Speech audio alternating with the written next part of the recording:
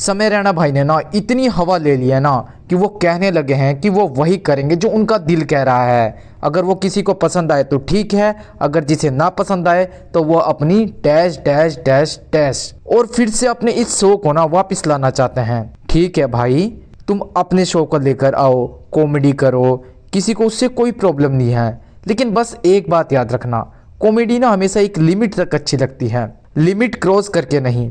पिछली बार भी ना शो के कुछ जोक्स और सवालों को ना लोगों ने ना हद से ज़्यादा वल्गर और ऑफेंसिव माना था।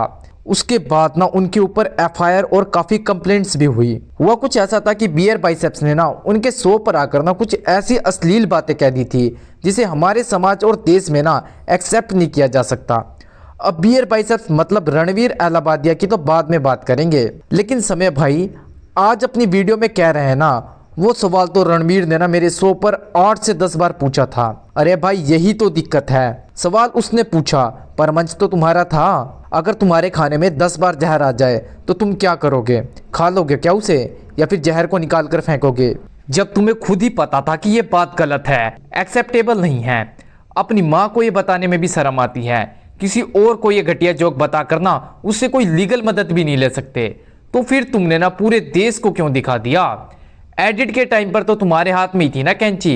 सवाल चाहे ना एक बार हो या फिर 100 बार हो, रिस्पॉन्सिबिलिटी तो तुम्हारी थी, उसे काट कर कूड़ेदान में फेंक देते। एक प्रोफेशनल कॉमेडियन को ना पता होना चाहिए कि वो क्या कर रहा है, उसका मजाक ना किस लेवल तक जा रहा है। ऐसा भी जोक नहीं रखना चाहिए ना अपनी वीडियो में कि इतनी बड़ी कंट्रोवर्सी हो जाए कि बंदा इतना डिप्रेशन में चला जाए ना कि नींद के लिए ना उसे नींद की गोलियां लेनी पड़े, और अपने स्ट्रेस को दूर करने के लिए ना बाय 1 गेट 1 ऑफर वाली अल्कोहल पीनी पड़े। क्योंकि हर बार ना इन्वेस्टिगेशन करने वाला पुलिस ऑफिसर ऐसा नहीं होगा कि उसकी नीस ना आपकी फैन होगी, और हर बार कोई दूसरे किसी और बंदे की मतलब कुणाल कामरा वाली कंट्रोवर्सी नहीं होगी जिसे लोगों का ना सारा ध्यान उसकी तरफ चला जाएगा और फिर आप बच जाओगे। और मेरी ये नहीं समझ आता कि खुद की ना ये कंपैरिजन करना कहाँ तक ठीक है कि भाई कश्मीरी पंडित ना हर बार सीज फायर में मारे जाते हैं। भाई यहाँ सीज फायर नहीं, यहाँ गलती आपकी थी। आप मानो या ना मानो, तुम्हारे शो में गलत हुआ था। गलत बात ना तुम्हारे शो में कही गई थी जो समाज और देश में ना एक्सेप्टेबल नहीं थी,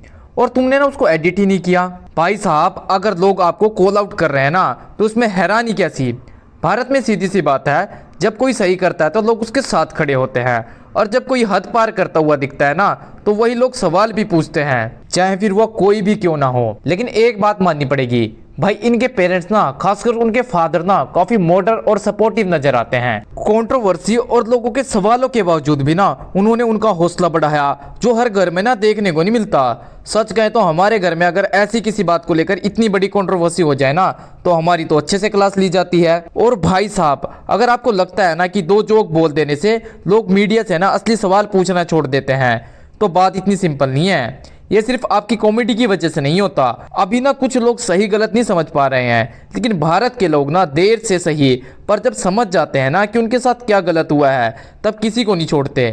बेशक तालियां अभी पहले बज रही हैं, लेकिन बाद में ना जब सवाल पूछते हैं ना तो उतना जोरदार जवाब भी वो चाहते हैं। इसलिए लोगों को हंसाना अच्छी बात है, पर ऐसा मत समझो कि हंसी ना हर सवाल को दबा देती है। सच सामने आने पर ना यही लोग सबसे पहले हिसाब भी मांगते हैं, चाहे वो कोई भी क्यों ना हो। और आखिर में ना एक बात ऑडियंस को भी समझनी चाहिए, सिर्फ इसलिए कि ना कोई मंच पर कॉमेडी के नाम पर कुछ भी बोल देता है उस पर तुरंत ताली बजाना ही क्या समझदारी है? थोड़ा रुक करना ये भी सोचना चाहिए कि सामने वाला क्या कह रहा है, किस बारे में कह रहा है और उसका असर क्या पड़ सकता है।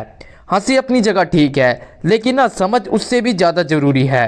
ऑडियंस जितनी समझदार होगी ना उतना ही बेहतर कंटेंट सामने आएगा, क्योंकि क्रिएटर्स भी वही बनाते हैं जिस पर ना लोग रिएक्शन देते हैं। आप समय रहने के बारे में क्या सोचते हैं मुझे कमेंट पर जरूर बताएं।